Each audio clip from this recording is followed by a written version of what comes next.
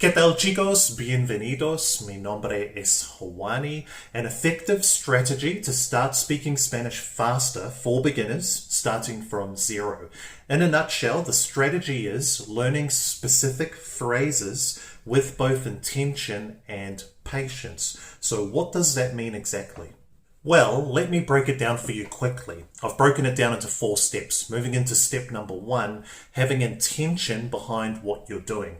So for example, if you're looking at learning Spanish, the first question would be, what exactly do you want to achieve in the language? Now, the most common goal for most people that I've come across is being able to become conversational in the language and have a basic conversation with a native speaker.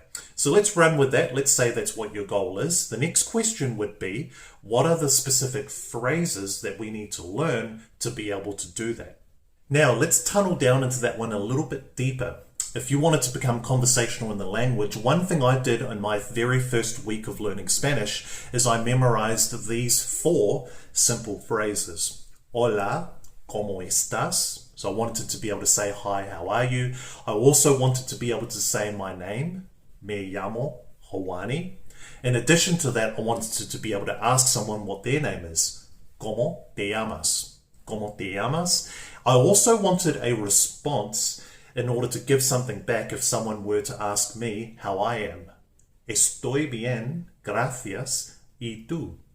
Now, can you see how simple that is? So my first week of Spanish, I just spent 4 hours going over these 4 phrases, writing them out multiple times, but also practicing saying them out loud as well. I did, of course, watch some videos on YouTube in addition to that, but my main focus was just learning these 4 phrases. Anything in addition to that I learnt, I just kind of saw that as a bit of a bonus. Moving on to my second week of learning Spanish, I simply just expanded on what I already knew. So I just learned a few more phrases in addition to the ones I just mentioned. So, for example, I wanted to be able to ask someone where they were from in Spanish. ¿De dónde eres? ¿De dónde eres? I also wanted to be able to say where I'm from. Soy de Nueva Zelanda. In addition to that, I also wanted a phrase to be able to ask someone how to say a particular word in Spanish.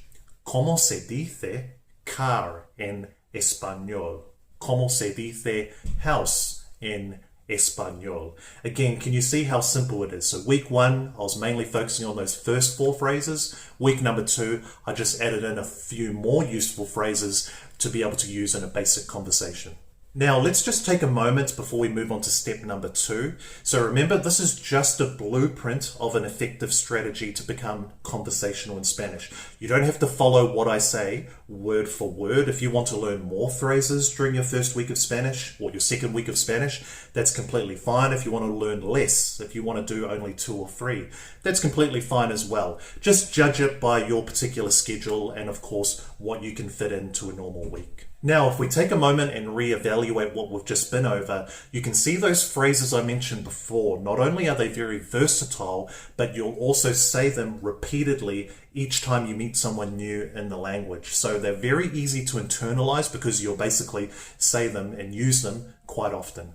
Moving on to step number 2. Step number 2, after doing what I just mentioned before for about 6 weeks, after having a bank of phrases that I could use to have a basic conversation in Spanish with someone, the next step was finding a Spanish teacher.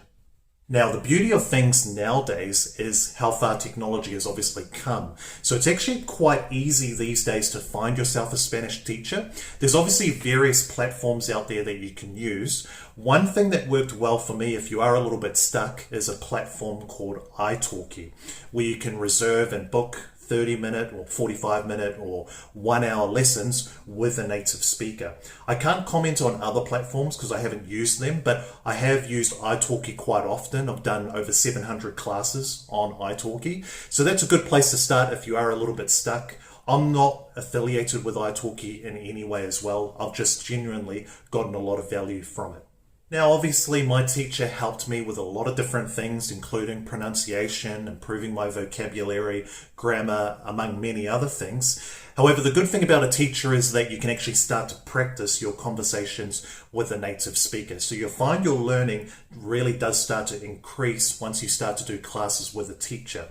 I just started doing one-hour session per week with my teacher to start with. And before we move on to step number 3, one thing I would like to reiterate is to try and find a balance or a routine that works well for you, that doesn't put you under too much pressure or doesn't overwhelm you.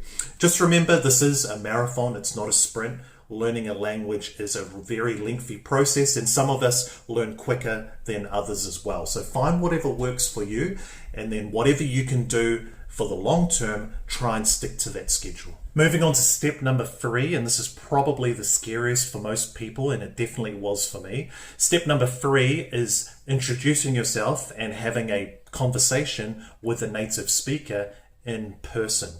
So as I said, this one was quite nerve-wracking for me as well. I know it can be quite difficult because it really depends on where you live also.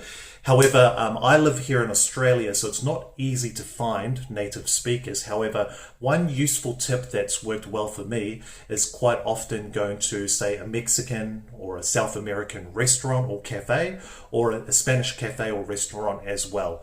Most times I go to Mexican restaurants because I love Mexican food. Quite often, it's very easy for you to find a native speaker there. Now, with this one, I know it can be scary, so work within your own comfort level, but I would really urge you to try and just introduce yourself, or try, when the opportunity presents itself, to try and just have a little basic conversation, even if it's only a few words that you can use. Just try and have a basic conversation with a native speaker. It will really do wonders for your confidence. But as I said, I know it can be scary. Literally for me, there were times, obviously, when I made a lot of mistakes. A lot of times I just completely went blank and didn't know what I was saying and had to endure that awkward silence for a little bit. But that's all, remember, just a part of the process, and it's completely normal as well. Next step, step number 4, and that is using compound phrases to become conversational in Spanish. Now, I can't emphasize just how useful compound phrases are at expressing yourself in the language. Now, my teacher really helped me understand this a lot, but long story short, once you start to learn a little bit of Spanish and you've got some conversational phrases that you can use and you've got a little bit more confidence in yourself, compound phrases are a great way to advance your conversation. So what are they? Remember, we have been over them before, but in a nutshell, once you start to understand how to conjugate verbs in Spanish, compound phrases are basically a shortcut to be able to say specific sentences, because we don't need to conjugate the second, third, or fourth verb that we want to say. So to give you an example, if I were to say, I want to go to the beach, I would say, quiero ir a la playa. Quiero ir a la playa. If we take a closer look, you can see we're conjugating the verb querer, to want, quiero, to say I want, but then you'll notice the verb ir, to go, it's unchanged and it's unconjugated form. So that's the great thing about Spanish, we can just leave the second or third verb that we want to use unconjugated, so it makes things a lot easier. Let's try another example. Quiero aprender español más rápido.